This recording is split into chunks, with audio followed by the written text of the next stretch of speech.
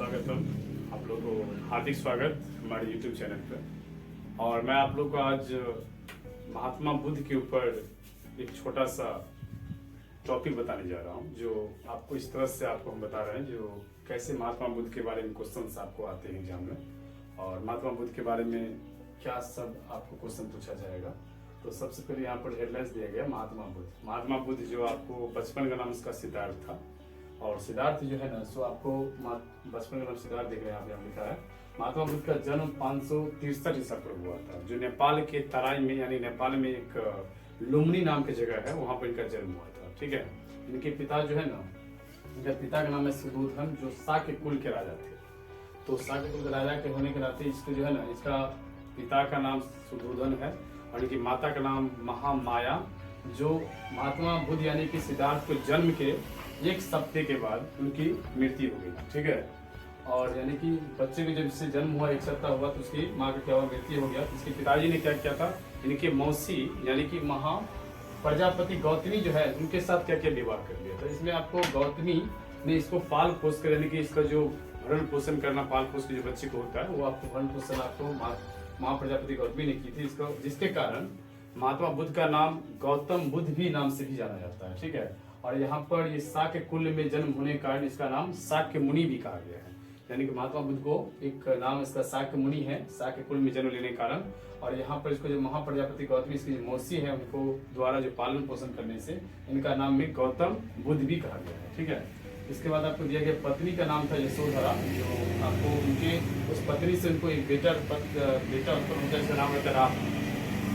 और राहुल यानी कि इनका जो है ना सो किस तरह से महात्मा बुद्ध जो, सबसे पहली बात तो महात्मा बुद्ध जो महल में रहते थे, क्योंकि उनके पिताजी को बचपन में ही कुछ ज्योतिषी के द्वारा उनको पूरा अनुमान जो होता है, जो बच्चे को जन्म के बाद जो कुछ पूरा अनुमान लगाया जाता है, जो बच्चे कैसे क्या होगा, कितने दिन जिएंगे, क्या करेंगे नहीं करेंगे, तो ज्योतिषी के द्वारा उसको बताया गया था ये बड़ा होकर बहुत बड़े धर्म का स्थापना करेगा और यह गृह त्याग देगा।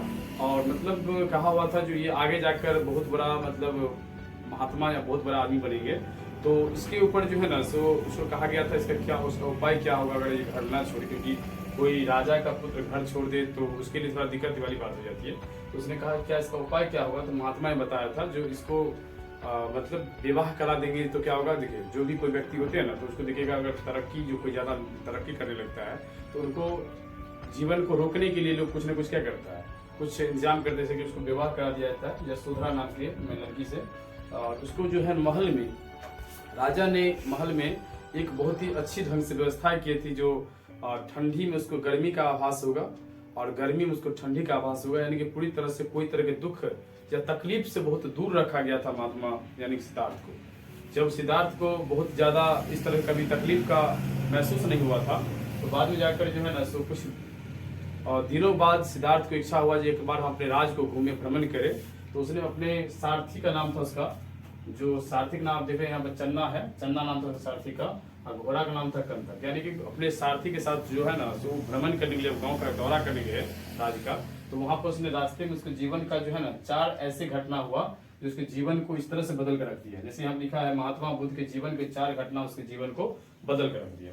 पहला है जो वृद्ध व्यक्ति को उसने देखा था। ठीक है। जैसे वो रास्ते में जा रहे थे तो एक वृद्ध व्यक्ति को देखा, तो उसने वो सारथी से पूछा कि ये मतलब झुक कर क्यों चल रहा है, ये इतना मतलब लाठी लेके क्यों चल रहा था। कहा जो ये वृद्ध हो गया है और ये अवस्था सबको एक दिन जीवन में आता है। तो उसने वृद्ध व्यक्ति को देखा। आगे जाने के बाद उसको देखा एक बीमार आदमी को, बीमार आदमी को देखा वो खांस रहे थे, मतलब बीमार से ग्रसित थे। तो पूछा ये क्या, तो उसने कहा जो ये बीमार जीवन में देखिए जो अवस्था इसको होता है ना, उसका बहुत सारी ढेर सारी बीमारियां क्या होता है आपस में उसको घेर लिया जाता है। तो बीमार आदमी को देखा, फिर मृत सब को देखा उसने। तो मृत सब को देखने के बाद उसने देखा जो 4 आदमी कंधे पे लेके जा रहे थे। तो उसने कहा इसको क्या हुआ, तो कहा जो मरा हुआ है, मर जाते हैं लोग जीवन में, जो जन्म हुआ तो मरना तय है। तो मृत सब, और एक आदमी को देखा उस सन्यासी को जो भगवान के भक्ति में लीन थे। तो महात्मा बुद्ध के 4 जो है ना सबसे ज्यादा इनको प्रभावित किया 4 घटना, जिसके कारण महात्मा बुद्ध ने घर पे आने के बाद गृह त्याग करने का फैसला ले लिया। ठीक है। और फैसला लेने के बाद उसने क्या किया था, अपनी पत्नी को भी कहा था जो हमको इस जीवन में कुछ नहीं रखा है, हमको गृह त्यागना है। तब से पहले क्या होता है उसको मतलब एक बेटा जन्म लेता है, इसका नाम यहाँ पर राहुल, राहुल माना था रास्ते का कांटा, यानी कि जाते रहते हैं हम घर को त्याग दे, इससे पहले इसका क्या होता है बेटा जन्म लेता है, इसका नाम राहुल। उसके बाद भी इसने क्या करता है, बहुत दिन के बाद जो है ना, कुछ दिन के बाद इसने क्या करता है, घर को त्याग देते हैं और इसके बाद वो चले जाते हैं गृह त्यागने, यानी कि सिद्धार्थ जो है 29 वर्ष की अवस्था में गृह त्यागा। वह मृगदावन जो है ना, मृगदावन जो है ना, ये उत्तर प्रदेश में पड़ता है।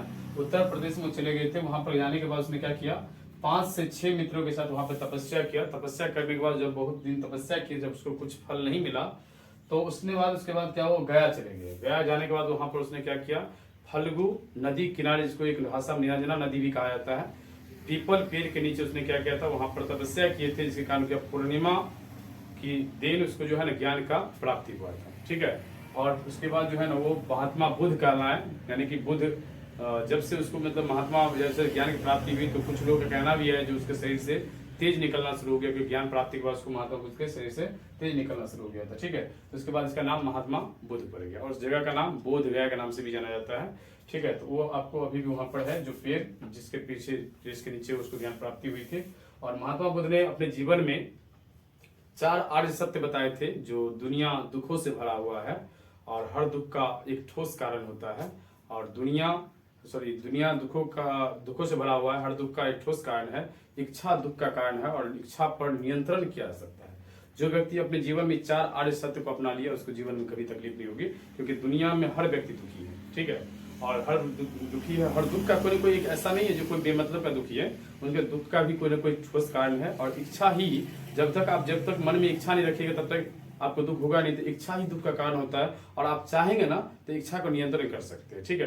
तो महात्मा बुद्ध ने इस तरह से अपना बताए गए हैं, जो इसमें आपको महात्मा बुद्ध के बारे में हमको सारी बात बताए हैं आपको। जो महात्मा बचपन का नाम इसका सिद्धार्थ था, महात्मा बुद्ध 563 ईसा पूर्व नेपाल के लुम्बिनी नामक स्थान पे इसका जन्म हुआ था। ठीक है। इस तरह से महात्मा बुद्ध का क्वेश्चन आपको बनेंगे, और इस तरह से आपको मैं बताना चाह रहा था। जो महात्मा बुद्ध को बहुत तरह की बात जो है ना, सो आगे जाकर उसने 3 छोटी रत्न भी दिए थे, जो बुद्ध, संघ और अभिधम था। तो धम यानी कि बुद्धलंग शरणं गच्छामि, संघम शरणं गच्छामि या धम्मम शरणं गच्छामि। महात्मा बुद्ध ने कहा था, अगर आपको मोक्ष प्राप्ति करना है तो तीनों में से किसी एक को अपना लीजिए, यानी कि या तो बुद्ध के शरण में चले जाइए, और बुद्ध के शरण में जाने के लिए आपको बुद्ध यानी कि तुम बुद्ध भगवान का तो क्या हुआ, महापरिनिर्वाण प्राप्त हो गया है, यानी कि मर गए, निधन हो गए, तो उसके शरण में जा नहीं सकते हैं। तो अगर दूसरा स्टेप आपका संघ, यानी महात्मा बुद्ध का संघ चलता है, उसमें आप शामिल हो जाइए, तब से आपको मोक्ष प्राप्ति हो जाएगा। अगर नहीं तो आप अभी धम, यानी कि धम उसके नियम को जो है ना अपने जीवन में उतार लीजिए, तो आपको महात्मा बुद्ध के नियम पालन करने से आपको मोक्ष प्राप्ति हो सकता है।